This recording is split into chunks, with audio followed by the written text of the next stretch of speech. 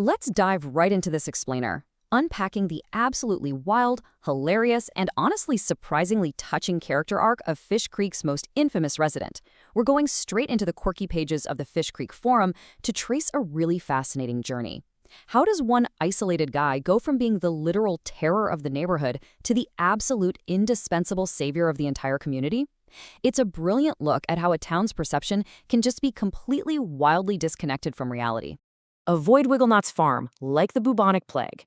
That dramatic town rumor perfectly captures the terrifying local legend of Old Man Wigglenot.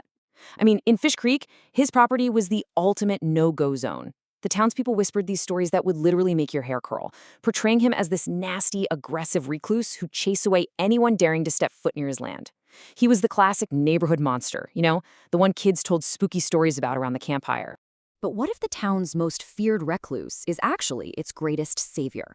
That question right there is what we're tackling today, because when we peel back the layers of the forum's reporting, we uncover just how wildly wrong the town of Fish Creek actually was. As we're going to see, the exact same traits that made him so terrifying were actually part of a deeply misunderstood, lifelong mission to protect the very people who mocked him.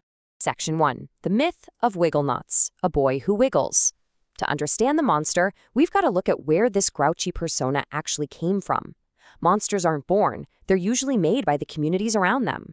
Turns out, young Jarvis P. Wigglenot was just a kid struggling with extreme hyperactivity, what we'd recognize today as severe ADHD, and he was horribly misunderstood by his educators. Just imagine the environment he grew up in. His condition was considered so disruptive that a primary school teacher literally glued his desk to the floor just to stop the noise he made shaking and rattling all day like a Mexican jumping bean. His penmanship was brushed off as mere chicken scratch. Instead of getting any real help, his natural hyperactivity was just treated as a total nuisance that needed to be squashed. Jarvis P. Wigglenot, a boy who wiggles quite a lot. He wiggles up, he wiggles down, he wiggles like a silly clown. The bullying from his peers was absolutely relentless, immortalized in this cruel schoolyard jump rope song.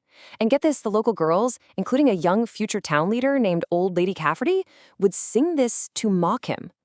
Just think about the psychological toll of that, hearing your medical struggles turned into a playground joke day after day. So it's no surprise that he grew up to be a grouchy old coot who cussed and fussed all the time. The guy was so irritable, he once cursed out a literal stop sign and told it to go. It's hilarious, sure, but it perfectly illustrates how a mocked, isolated child naturally builds a massive, defensive, incredibly grumpy wall around himself as an adult. He basically decided, hey, if the world is going to treat me like a monster, I might as well act like one to keep everyone at a safe distance. Section 2. The Wiggleum Worm Crisis. Enter Dr. Wigglenot, MD. It takes a truly bizarre biological threat to force his real identity into the light, and it completely flips his role in the story. The crisis kicks off when two students, Emmett Marie and Leslie, make the huge mistake of using Wiggleum worms as bait at Big Fish Lake, which happens to be right on the border of Wigglenot's farm. Now, these aren't your average earthworms. They're a mutated species from the West, and their DNA is so warped that they only start wiggling after they've been eaten. So the girls catch some big-mouth basses with those worms, cook them up, and eat them. Boom. Soon after, they catch what the locals dubbed the wiggle pneumonia and the boogie-woogie flu. These poor girls were soon bouncing off each other in the classroom like rubber balls, their eyeballs literally bouncing off one another. They were completely desperate for a cure for this bizarre, progressive wiggling condition.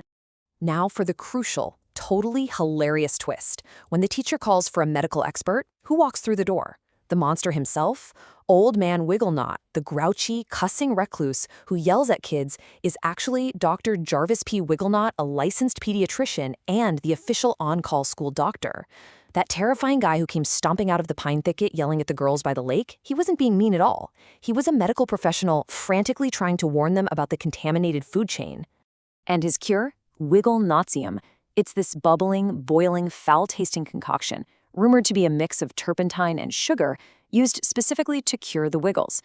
Administering this absurd medicine with a giant wooden spoon, Dr. Wigglenot quickly saves the day. I mean, he literally has the teacher put one of the bouncing girls in a headlock just to get this hissing potion down her throat. But it works. The wiggling stops. And the girls suddenly realize this gruff old man just used his medical expertise to save them from the exact same wiggling torment he endured as a child. A real game changer. Section 3. Curing the Purple Fever, Fish Creek's Misunderstood Protector. Because once his cover is blown, he doesn't retreat back into the shadows.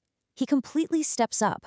His very first act of widespread protection is teaming up with the Big Fish Lake Conservancy Association. Together, they install a massive warning sign, "Beware of Wigglenot worms." He didn't want anyone else falling prey to the worms, basically saying, "Not on my watch." That aggressive perimeter defense of his farm, it was finally revealed to be a genuine act of public health and safety. But then, an even bigger crisis hits. Two notorious school bullies agitate a baby Alabama porcupine, a mutated porcupine that happens to be highly allergic to pigsty mud. They throw it right into the mud of Dr. Wigglenot's pigsty, and the creature lets out a massive, slobbery sneeze. That single sneeze carries the highly contagious purple fever. Within days, the entire town of Fish Creek is basically a ghost town, with citizens stuck in bed sporting purple complexions and seeing spots. Who steps up to save the day? You guessed it, Dr. Wigglenot immediately implements his purple fever protocol. First, identify the missing purple-faced townspeople. Next, gather everyone at the courthouse. And who does he partner with for this? Old Lady Cafferty, the exact same woman who used to sing that cruel jump rope song about him. Together, they rally the pajama-clad townspeople.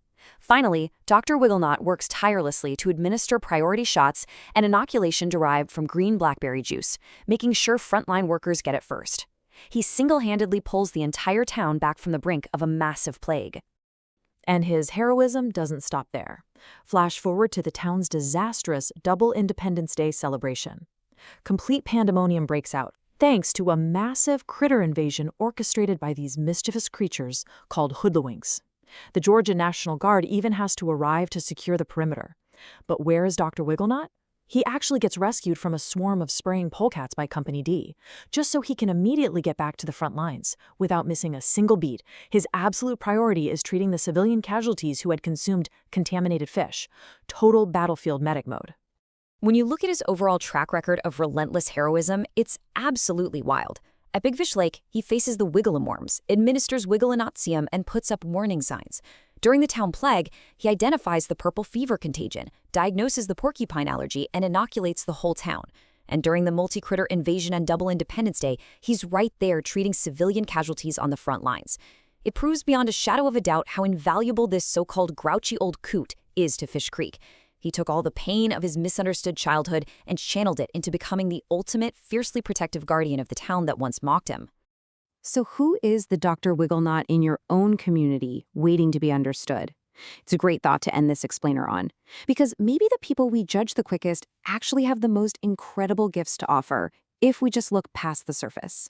Dr. Wigglenot was cast as a monster just because he was different, hyperactive, and a bit rough around the edges.